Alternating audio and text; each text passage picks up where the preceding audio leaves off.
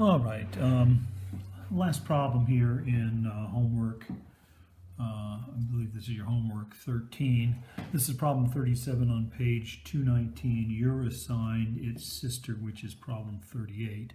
And both are solving rational inequalities. And if you think back, previous sister problem that I worked through was a polynomial inequality. And the way we solved it, very simple procedure. We just found the zeros of the polynomial because the zeros are the points at which the graph may or may not, but may cross the x-axis, move from positive to negative. And so we just found the zeros and found the region of the graph that was positive, and that was the set of all x that satisfied the inequality in that case. In the case of solving rational inequalities, you can do the same thing, but you also have to take the vertical asymptotes into account because it's both the zeros and the vertical asymptotes at which the function can change signs from positive to negative. So to solve this problem, all one does is find the zeros, and the zeros make the numerator 0. That would be x is equal to 2 with a multiplicity of 2. And find the vertical asymptotes. Those are the values of x that make the denominator 0, and that, I think as you can see, is x equals plus or minus 1.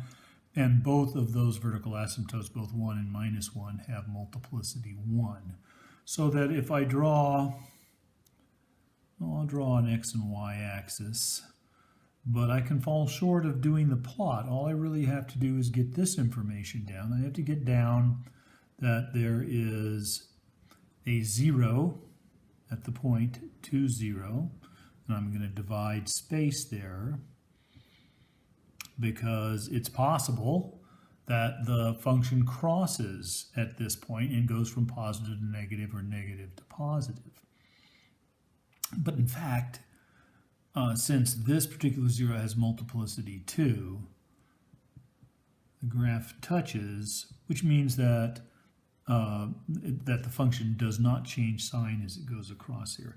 Not true, though, for these two asymptotes. This asymptote is x equals 1. This asymptote is x equals minus 1.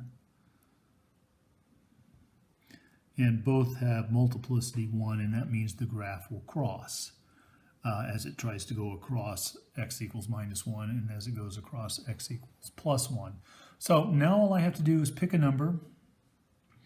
I'm going to let x be equal to 0, and then if I do, this quantity x minus 2 squared all over x squared minus 1 is going to be equal to minus 2 squared, or 4 divided by minus 1 is going to be equal to minus 4. And so this region near the axis, the graph is negative. And it will remain negative until it encounters a 0 with multiplicity 1, 3, or 5, or a vertical asymptote with multiplicity 1, 0, 5. So as I move along this direction, sure enough, here's a vertical asymptote.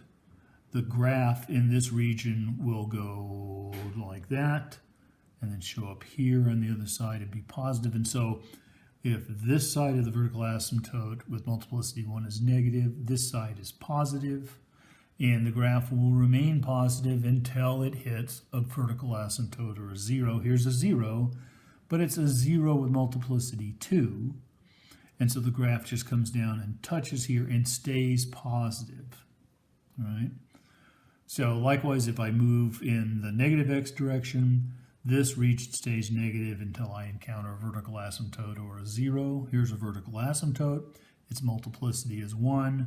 So sure enough, this graph is going down on this side and will show up positive on this side. And since there are no more zeros or vertical asymptotes to the left of x equals minus 1, the graph is always positive there. So that's what we're looking for. We're looking for the set of all x such that the graph is greater than or equal to 0. So if I write that down, this region is the region minus infinity. X is greater than minus infinity and less than minus 1. It has to be less than minus 1, even though I'm looking for points that allow greater than or equal to 0, because this is, after all, a vertical asymptote, and x cannot be equal to minus 1. So it's this region, union with this region, and this region is x is greater than 1, but less than infinity. And there you go.